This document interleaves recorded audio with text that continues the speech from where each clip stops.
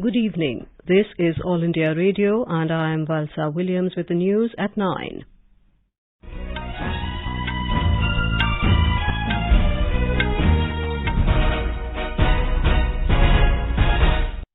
The headlines. India condemns violence by Khalistani extremists in Australia targeting Indian community, requests Australia to ensure their safety and security. Jammu and Kashmir Police arrests LET terrorists involved in the blast in Narwal, Jammu last month. In Tripura, 259 candidates left in the fray after withdrawal of names for Assembly election on the 16th of February. Union Minister Sarbananda Sonowal inaugurates first Sustainable Finance Working Group meeting of T20 under India's Presidency in Guwahati. Railways revenue earnings in passenger segment goes up by 73%. And in women's cricket, final T20 International of Tri-Nation series underway between India and South Africa.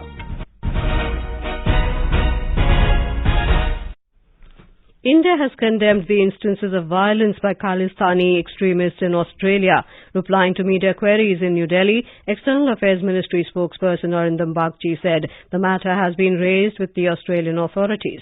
He urged the local authorities to investigate and punish the perpetrators. We have been repeatedly taking up with the Australian authorities our concerns about actions by such elements, including those that are proscribed terrorist organizations, in fact. We have also conveyed our firm rejection of the so-called Khalistan referendum and the politically motivated exercises by extremist elements. The spokesperson further stated that India has requested Australia to ensure the safety and security of members of the Indian community and their properties. Jammu and Kashmir Police achieved a major breakthrough in the Narwal, Jammu blast case by arresting a Lashkar-e-Taiba terrorist who is also a government employee.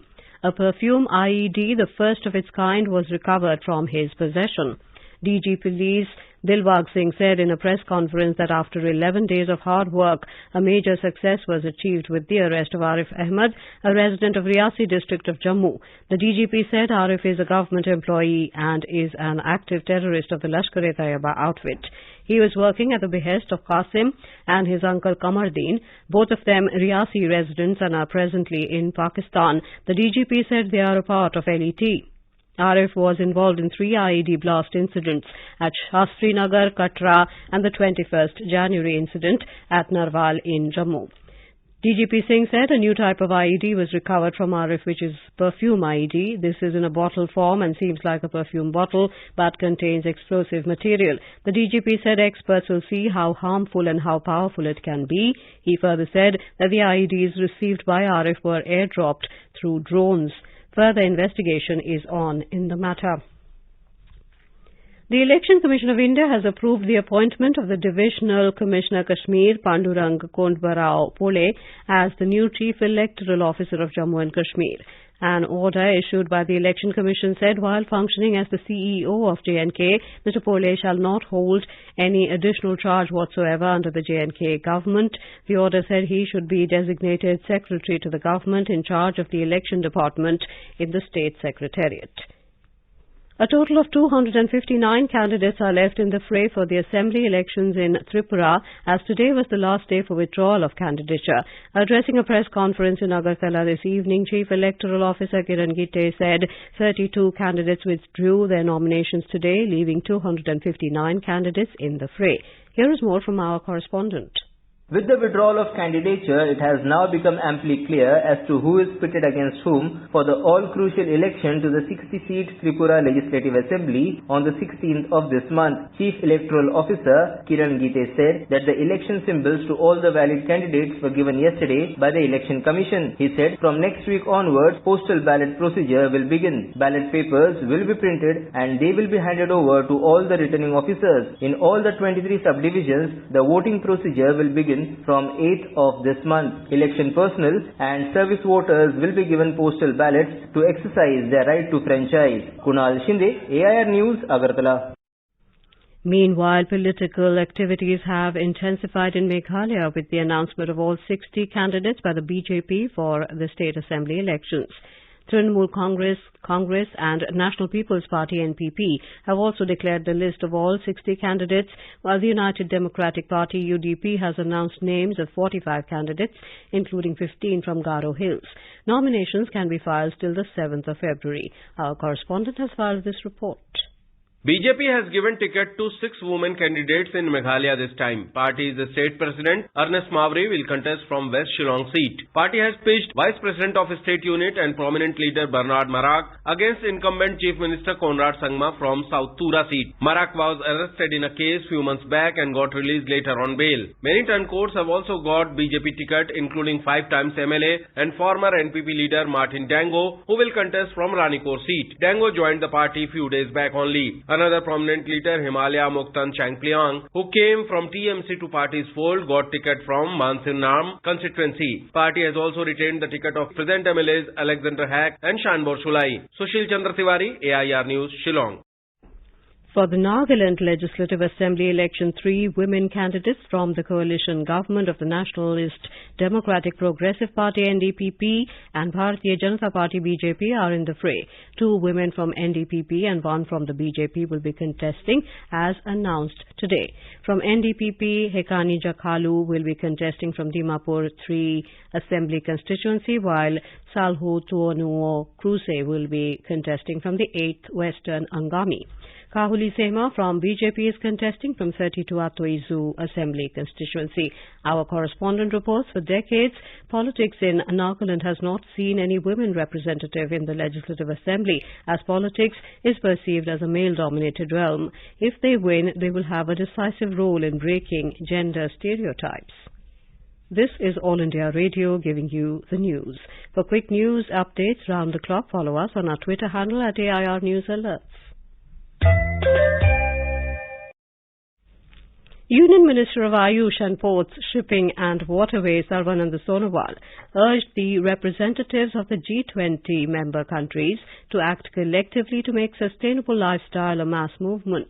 Addressing the inaugural session of the G20 First Sustainable Financial Working Group meeting in Guwahati this morning, Mr. Sonowal said the world must work for a cleaner and greener society and urged all to cut down on their carbon footprints.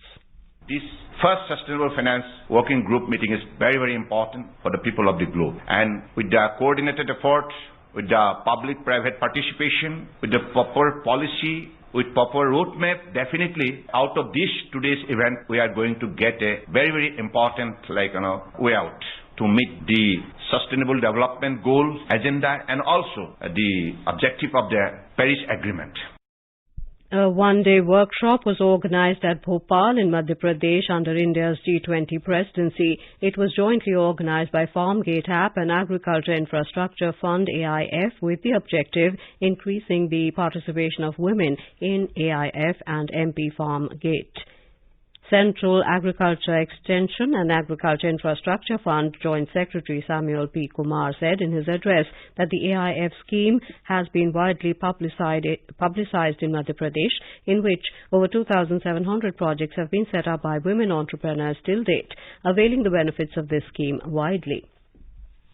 The 3-day meeting of the G20 Employment Working Group started this afternoon in Jodhpur of Rajasthan with a panel discussion on exploring strategies for global skills and qualifications harmonization and developing a framework for common skill taxonomies. This is the first meeting of the Employment Working Group, which has the mandate to address priority labour, employment and social issues to further develop strongly sustainable, balanced, inclusive and job-rich growth. The railways have registered an increase of 73% in revenue earnings of the passenger segment. The total earnings in the passenger segment from April 2022 to January 2023 are 54,733 crore rupees in comparison to around 31,000 crore rupees last year. Railways Ministry said the total approximate number of passengers booked during the same period is 6,590 lakhs as compared to 6,181 lakhs during the same period last year. The ministry said the revenue generated from the unreserved passenger segment is over 11,788 crore rupees as compared to 2,555 crore rupees last year, showing an increase of 361%.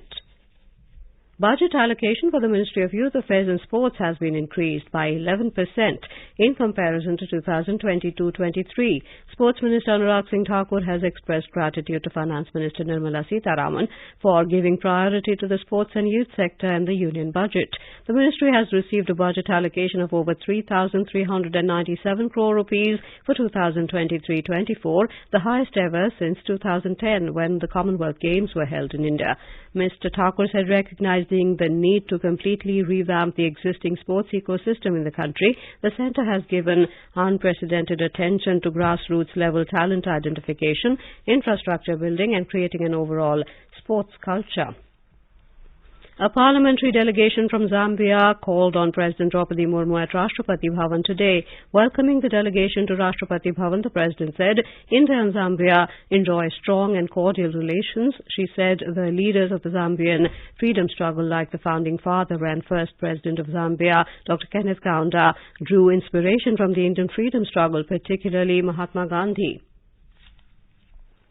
Both houses of parliament were adjourned for the day today following protests by opposition parties over a report by Hindenburg Research on the Adani Group and other issues. When the Lok Sabha assembled for the day, members from the Congress, TMC, DMK and others trooped into the well, demanding a probe into the matter. Speaker Om Birla tried to run the question hour with repeated appeals to maintain the decorum of the House, but protesting members did not pay heed, leading to the adjournment of the House till 2 p.m. When the Lok Sabha met at 2 p.m, opposition members trooped into the well, demanding a probe into the matter. Amid noisy scenes, Parliamentary Affairs Minister Prahlad Joshi urged protesting members to allow the House to take up discussion on the President's address. As pandemonium continued, the House was adjourned for the day. Similar scenes were witnessed in the Rajya Sabha when the House assembled for the day in the morning and reassembled at 2 p.m. after the first adjournment. As the ruckus continued, Chairman Jagdeep Dhankar adjourned the House for the day. Domestic air traffic in the country has picked up pace in the current financial year and is expected to touch around 97% of the pre-COVID level. This information was given by the Minister of State for Civil Aviation, General V.K. Singh, in a written reply in the Lok Sabha today. The Minister said the government is proactively supporting the aviation sector by providing a stable policy environment and incentivizing competition-led growth. General V.K. Singh said the AAI and other airport developers have taken up the development of new and existing airports with a projected capital expenditure of approximately 98,000 crore rupees in the next 5 years. Civil Aviation Minister Jyotiraditya Scindia today inaugurated a flight connecting Jaipur and Jodhpur. The flight connecting the two major cities of Rajasthan will be operated by Indigo 4 days a week. Speaking on the occasion, Mr. Scindia said it is a very important occasion. The two important cities of the country are being connected. He said India has become the third largest aviation market in the world in terms of domestic traffic and seventh largest in the world in terms of international and domestic traffic combined. The Minister of Power and New and Renewable Energy, R.K. Singh, has said 1 crore LED bulbs have been distributed in the rural areas of Bihar, Uttar Pradesh, Andhra Pradesh, Karnataka and Telangana as a pilot project implemented by the Convergence Energy Services Limited. In a written reply to Lok Sabha, the Minister said the distribution of LED bulbs under the pilot project of the Gram Ujala has been completed. The Sensex witnessed modest gains while the Nifty observed modest losses amid mixed global cues. A report from the business desk. Sensex climbed by 224 points to finish at 59,932. Nifty, however, fell by 6 points to settle at 17,610. At the multi-commodity exchange, gold was trading at 58,700 rupees per 10 grams. Silver was trading at 72,053 rupees per kilogram. In intraday trade, Brent crude was trading at $82.55 per barrel. Arjun Chaudhary for AIR News. In women's cricket, India have set a victory target of 110 runs for host South Africa in the summit clash of the T20 Tri-Nation series at Buffalo Park in East London. In reply, South Africa were 95 for 5 in 16 overs when reports last came in. And now, before we end the bulletin, the headlines once again. India condemns violence by Khalistani extremists in Australia targeting Indian community, requests Australia to ensure their safety and security. Jammu and Kashmir Police arrest LET terrorists involved in the blast in Narwal, Jammu last month. In Tripura, 259 candidates left in the fray after withdrawal of names for Assembly election on 16 Feb. Union Minister Sarbananda Sonowal inaugurates first Sustainable Financial Working Group meeting of G20 under India's Presidency in Guwahati. That is all in the news at 9. Good night.